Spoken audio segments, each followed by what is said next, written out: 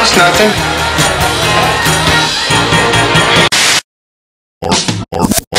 Art 101 with Mr. Burgher.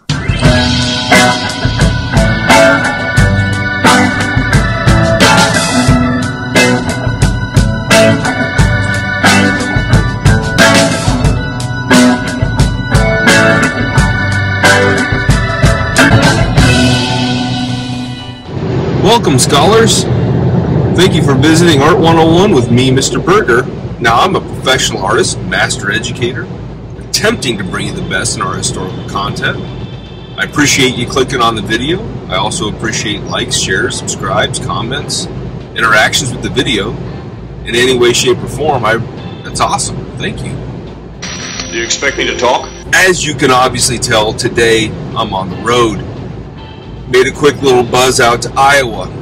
My oldest son, Brody, just graduated from high school, and check down below in the links, and there's a couple videos that you can see some images of him in, and I'm sure he'll appreciate that. But at any rate, went to Iowa and for his graduation, and anytime I'm back in my hometown, it brings up thoughts and feelings and, reflections. And something that I've kind of been reflecting on, when you think about, going back to your hometown and things like that, it makes you think about the dynamic of things. And sometimes it makes you think about the conflict of things. And one of the greatest hometown conflicts came between Michelangelo and Leonardo da Vinci. Two artists that grew up slightly different times, slightly different generations, but definitely had their times together and their conflicts together. And so today, I'd love to kind of boil that down and get into the conflict between Michelangelo and Leonardo. Now, what's over in that wing? Famous paintings. Why, some of them go back to the Renaissance. Oh, they just loaned them to you, huh? So picture it. It's 1504 and Michelangelo had just finished sculpting his masterpiece of David. He's living a pretty good life in Florence, Italy, but some of the members of the local government, let's say, get a hold of him because they really would like for him to be a part of painting a giant mural in one of their council rooms. And it's a section of wall 4 feet by 20 feet or so in size. Not really have anything new lined up, he agrees to do the project. But upon arrival, he notices another section of wall equal in size that's also being worked on by an artist. It probably comes at no surprise to you because you clicked on the video that the artist was Leonardo da Vinci, and the city council had basically organized this dueling mural situation by pitting the two greatest artists of their time in the same room against one another. A virtual battle of the artists, Leonardo da Vinci versus Michelangelo Buonarroti. The only question is, who would win and who truly was the greatest artist of the Renaissance and potentially all time? Okay, you did two things wrong. One is you asked a question, and two is you asked another question. So, okay, question. Who is Leonardo da Vinci? What's he about?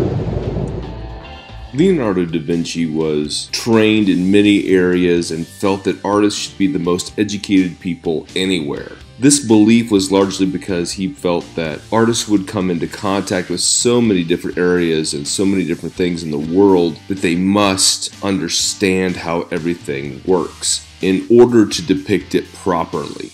Leonardo himself was trained in painting, sculpture, botany, ornithology, engineering, cosmology, anatomy, geology, physics, architecture, city planning, and music.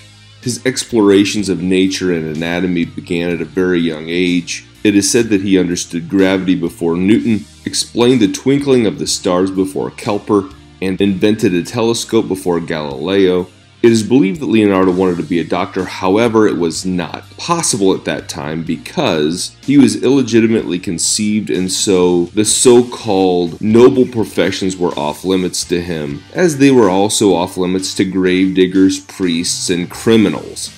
He was not even allowed to attend a university, so he would independently study, and thus his beliefs and the knowledge of an artist were really rooted in who he really was and what he could do. Leonardo himself was a very passive man. In his youth, they say he was quite handsome. He was very charming, somewhat charismatic, a bit careless with money, pretty respected employer.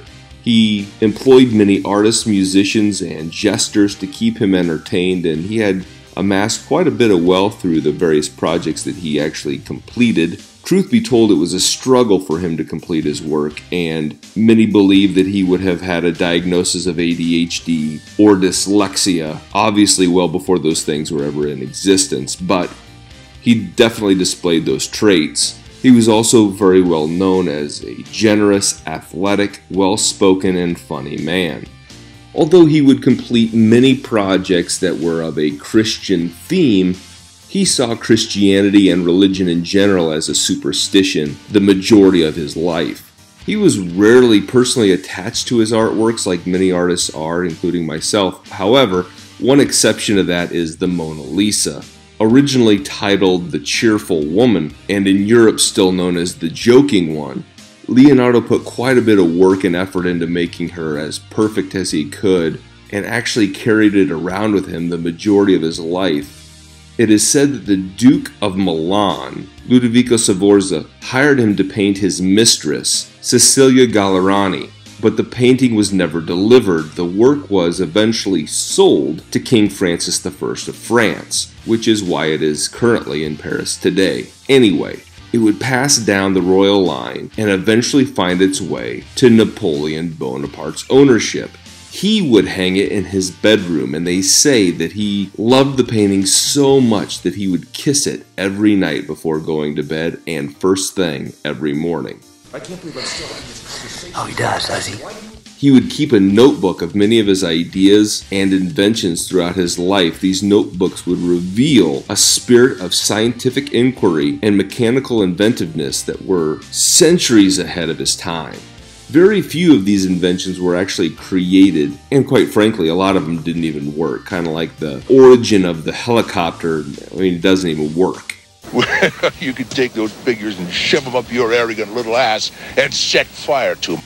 Arguably the most famous painting that he ever would create was The Last Supper, and this depiction would completely reshape how the world would create Last Suppers forever after. It was painted on a wall in a dining hall. Always attempting new things, Da Vinci was painting with a newly invented fresco media that was plaster and oil based. And this was the first test of that paint, and that test absolutely failed. As a matter of fact, it so much didn't work that the painting was literally peeling off in his own lifetime, and he had to come back to retouch the work several times. Modern restoration of this painting began in the 1970s and was finished in 1997.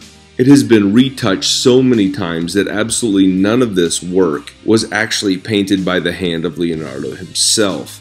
Now, deterioration of the work was not the only problem with it. It was also nearly destroyed on August 16, 1943, when an air raid by the United States almost destroyed the monastery where this painting is, and you can see a little bit more about that story in my Art 101 on the Monuments Men. Although his name is very much synonymous with art and art making, only 8 major artworks by Leonardo da Vinci survive today that we can attribute to him.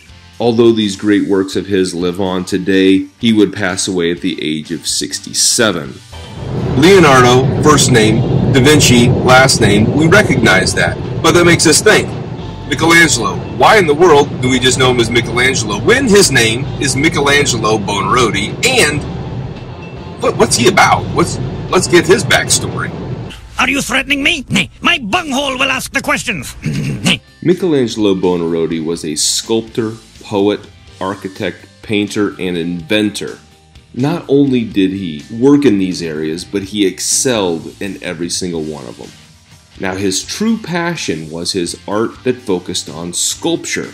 However, he was trained very early on in the art of fresco painting, and that would come in very handy, especially with some of these projects that he would complete and become very well recognized for. You rats! Outsmurfed again! Now, Michelangelo was kind of a prick, and he was known for ridiculing people. As a matter of fact, this is why when you look at a portrait of Michelangelo, he has a very distinctive, badly broken nose, because he was ridiculing someone, another artist's work, so harshly that he would punch him in the face, and he would have this very badly crooked nose the rest of his life. Anyway, he would continue his work as a Florentine sculptor, and he became very intrigued by a Dominican monk by the name of Savonarola. And he was very much influenced by his teachings. But, interestingly enough, Savonarola was burned at the stake for opposing Pope Alexander VI, and because of this, he was kind of in fear for his life, so he fled to Bologna, and he made some sculptures there, and was very much in need of protection for a period of time. But eventually, he would find his way back to Florence. He would work in Florence for a little bit and then find his way to Rome, where he would create his Pietà at the age of 25. This work was originally designed as a burial marker, but ended up being a fixture in the Vatican. And this is the only work that he ever signed. He went in and he heard other people attributing this work to another artist, and he could not handle it. And so he came back in the night and he wrote his name across the sash, running across Mary's chest. However, he did regret this selfish act and never signed another work again the rest of his life.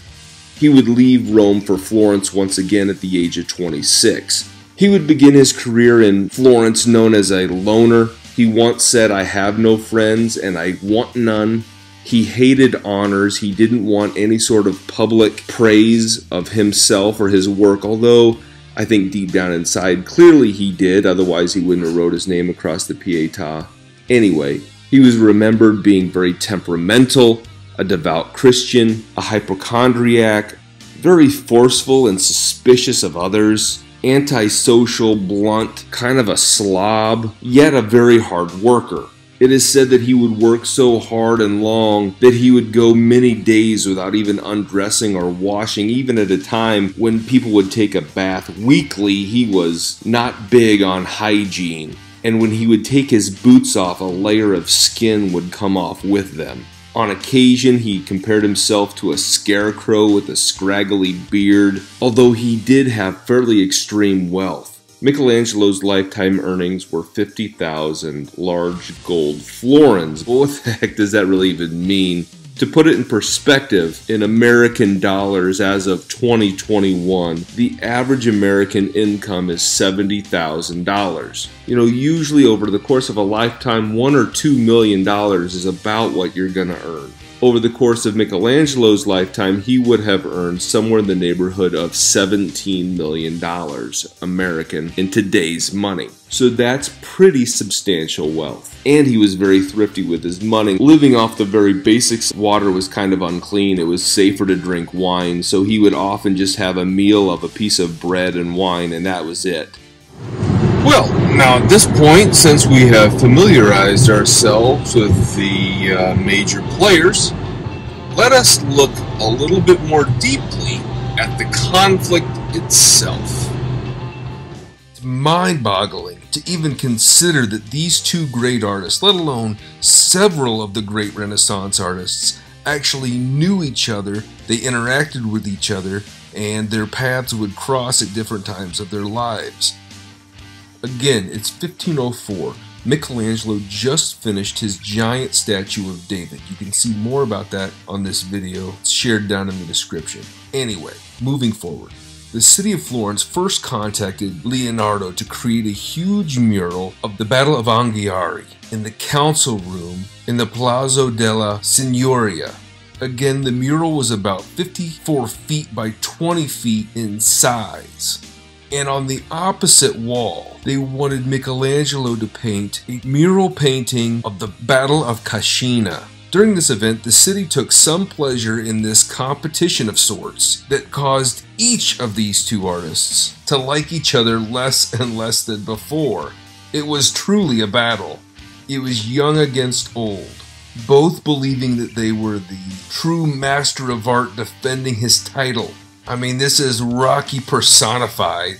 Leonardo was always experimenting, as I mentioned with the Last Supper painting. And for this painting, again, he was using an untested formula and had to start over before he even picked up a brush.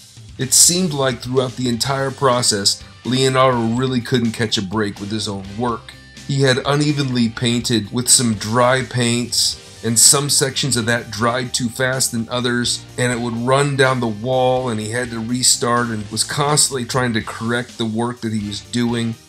The young and aggressive Michelangelo Buonarroti sped past the older Leonardo even though he started later, and his drawing was quickly up on the wall and he was ready to go forward with fresco work. But just as Michelangelo was getting ready to coast into the painting on the wall, taking out Leonardo and raising himself to being the greatest artist of his time, he gets a message.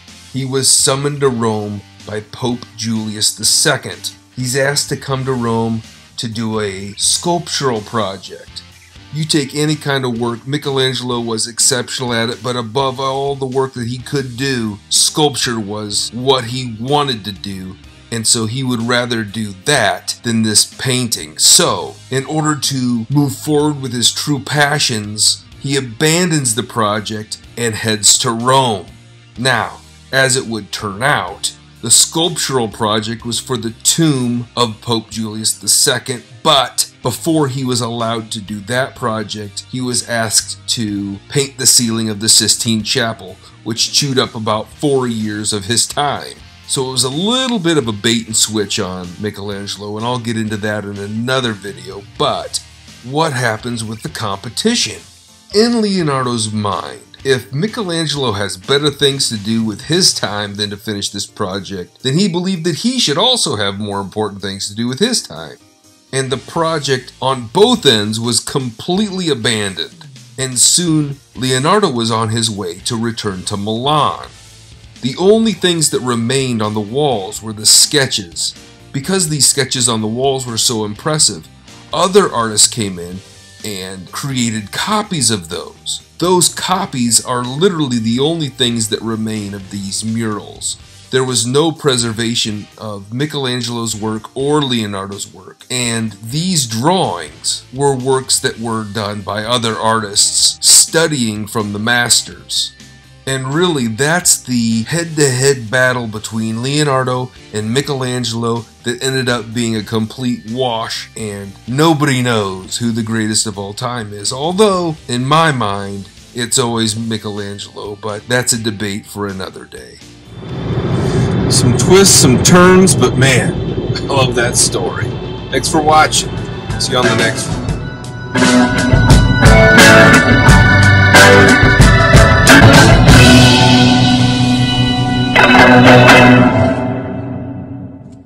If we don't get an education, the Chinese win.